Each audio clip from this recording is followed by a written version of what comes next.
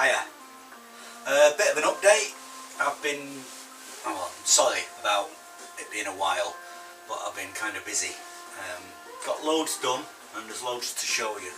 So I'll take you off the stand and show you. Oh, come on you little buggers. There we go. Right, number one. I've been car booting.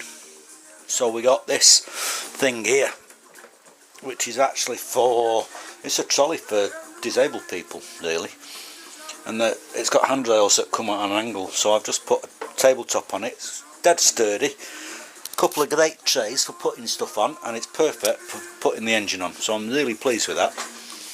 Engine wise, this is still seized. I've been whapping it every single day with WD and getting pliers on this, and I finally got that. It's now free. Well, it's not very free, but it moves. This end doesn't move, but I'll get there. Big concern is over there. The sprocket that I pointed out last time with its horrible there, the sprocket itself is shot, but also so is this. Oh, I haven't got a light that I can move, so that is dreadful. But this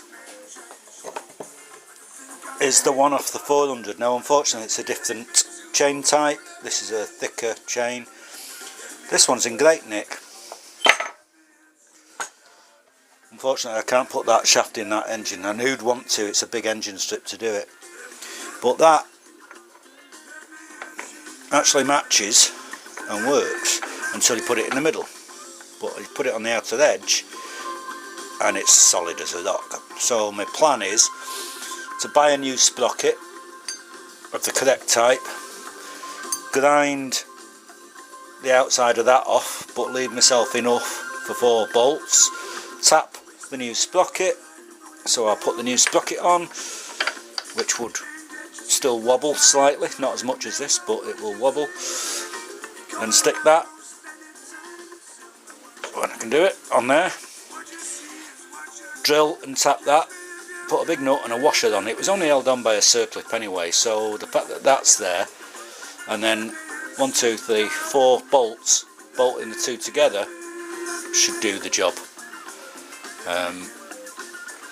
The normal cure for these apparently is to weld them on, because otherwise it's a full engine strip to get that shaft out. As you can see, that edge sits inside. It's probably virtually the same, but I don't know that it is, and I ain't going there, not at this stage of the game anyway. In the long term, if that then fails and takes this end off, then I will weld it as long as the engine is still running, because the insides will be fine, it's the outside. You can see the amount of clag. Does that move? Let's find something. Screwdriver. The amount of clag that's still, it's disgusting, isn't it? Yeah. All this needs to come out. This engine's filthy. But that's not unusual, I don't think. Oh God. Leave that there for now. Right. So that's that. Oh, the only other thing I forgot to mention. Exhausts. I was lucky really. I was expecting them all to shear off. The outside ones came off on both sides. The inside ones are duff, snapped. So I'll have to drill them out. But that's fine. Get a cloth. My pink one. Right, next thing. I fixed my welder. Well, it's not fixed. I got it working again. A few things like modifying that with a big spacer because it was all to cock. It's got a new reel on it, new gas bottle. I've messed about with the wire feed. It's still permanently on minimum. That doesn't do anything. It's way off range. So I still need a good one to do proper welds. But hey, I knew that. It was good enough to do this. So what have I done? That is the cross member from the newer bike. and that is the bracket, heavily modified from the other bike as well. So the first thing I did, I put the engine in the mount, so that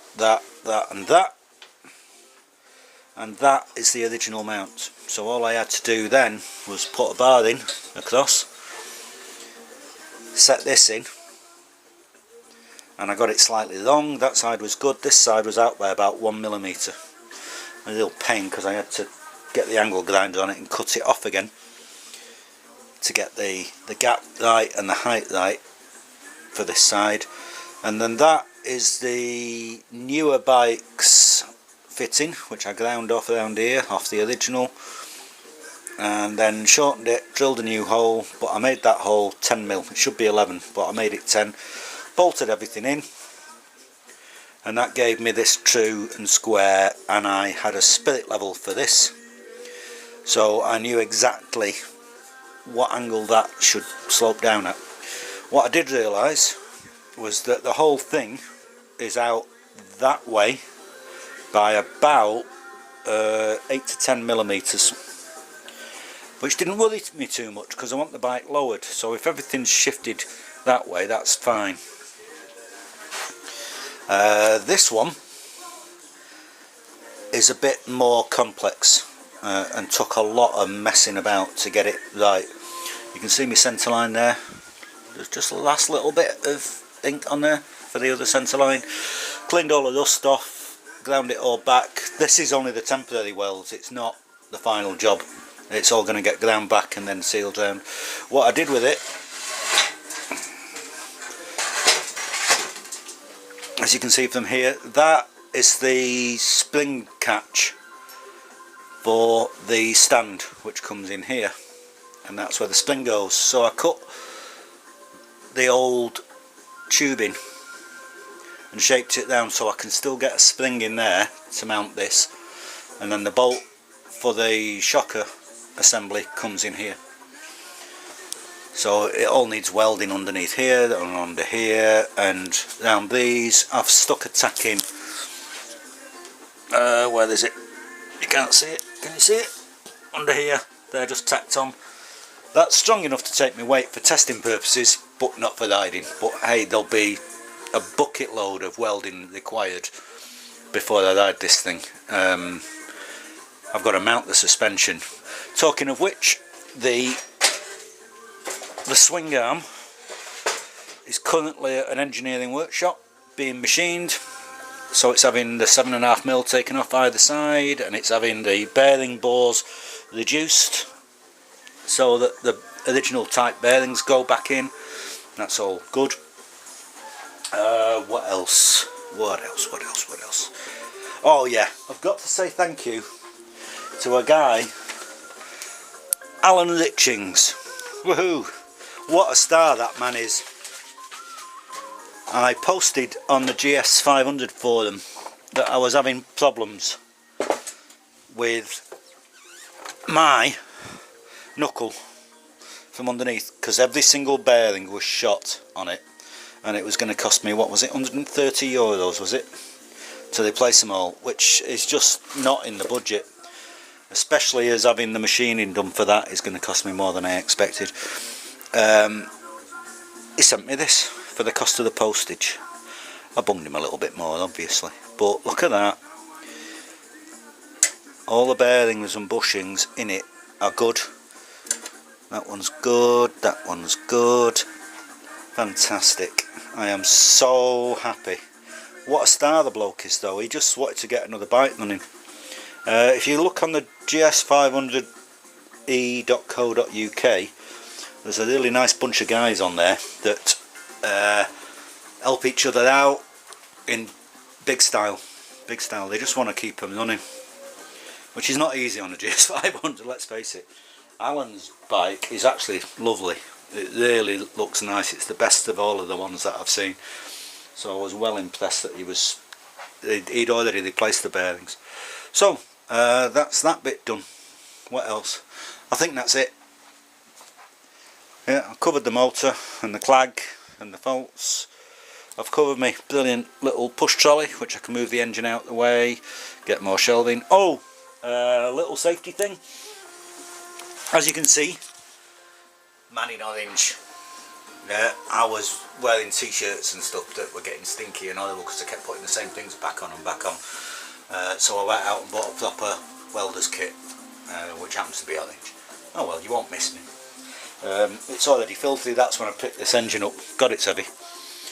The other thing I did, I went out and bought another angle grinder. So I've got a guard on it. The reason I didn't have a guard on my old one was because I can easily get larger blades than it could take. So I went out and bought this one. And messed up as usual because this is for 115s and I need 125 capacity. But I'll get round that. I'll either buy another one, which will waste the money, or modify that guard to take the slightly bigger ones. You're not really supposed to do it because they're supposed to be rated for the blade size, but hey. And I've relegated my old one without a guard, whoops, to my sander. And that's fine for that. It's still dangerous, but I've never seen one of these with a guard on it. Just being a bit more careful. Bought myself a load of more gloves. These are a bargain. Aldi. Aldi work gloves. I think it was £2.80 for 4 pairs. Can't whack that. And they're as good as the ones I was wearing, the Warrior ones, which are about £2.80 each pair. So fantastic. Anyway, that's it. I'll keep you up to date because things are moving on. Hopefully before the weekend I'll have the swing arm and I can mock it up. I'll put the front, if I can do that, I can put the front end on and bounce around on it and see what it's like. Okay then, cheers, ride safe.